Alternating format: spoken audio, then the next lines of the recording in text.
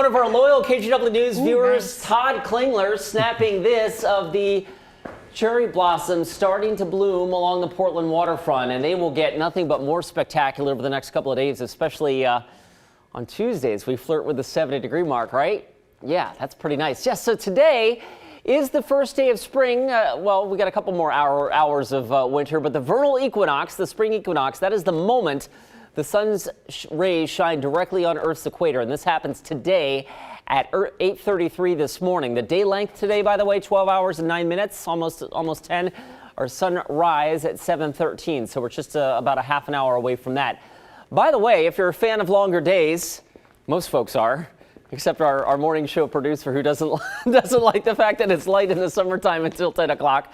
Our days continue getting longer, of course, all the way up through the summer solstice, which this year happens on June 21st. The solstice is when the sun's rays shine directly on the Tropic of Cancer, which is at 23.5 degrees north latitude. Our day length then, get this, more than 15 and a half hours of daylight in June. So our days continue getting longer and longer and longer right on through June, which is always something to look forward to, right?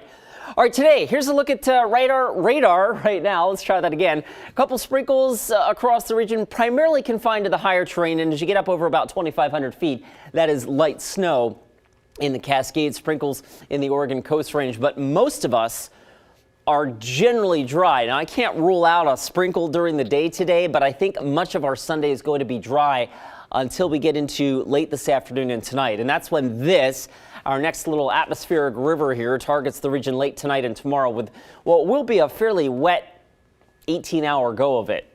Again, that's later today. This morning and through lunchtime, Futurecast does paint a couple green blobs on the map, but again, these will be fairly spotty, fairly light. Most folks probably won't see any rain for the first half of today. Fast forward into this afternoon. This is at 6 o'clock. You can see rain hitting the North Oregon and South Washington coast, and then that rain fills in overnight tonight and tomorrow. Monday's morning commute looks like a pretty big soaker here across western Oregon, and snow levels will climb in the Cascades. Rainfall amounts, Futurecast is going pretty bullish here on the amounts, going 0.6 of an inch of rain in Kelso.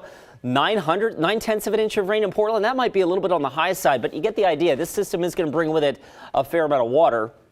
And up in the Cascades, initially it will be snow. This is the live look at Highway 26, 4,000 feet on Mount Hood at Government Camp. And you can see snow-covered roadways there. So the ski resorts will pick up at least a couple of fresh inches of snow today and tonight before the snow levels climb up to about 7,000 feet tomorrow. It's 42 right now in Portland. Big picture across the state. Colder spot, 29 in Baker City. Burns waking up to 19. You guys will warm into the 40s this afternoon. Meanwhile, the Willamette Valley and the I-5 corridor generally in the upper 40s to about 50, which, is a little below average for this time of the year. We keep it rainy and cool tomorrow, and then if we see enough sun, and if the offshore breeze happens to ratchet up just enough, we might hit 70. You notice I'm hedging there a little bit? Yeah. I'm keeping the 70 on that 7-day forecast for Tuesday just because it looks so darn good. But, I mean, the reality is that's probably on the high end, but 68 to 70 seems like a pretty good bet, which would make Tuesday the warmest day of the year so far. All right. Well, I'm sorry. Yeah, I'll take it. Optimism, I'll take it. 70s. Absolutely, Yeah. for sure. All right. Thanks, Chris.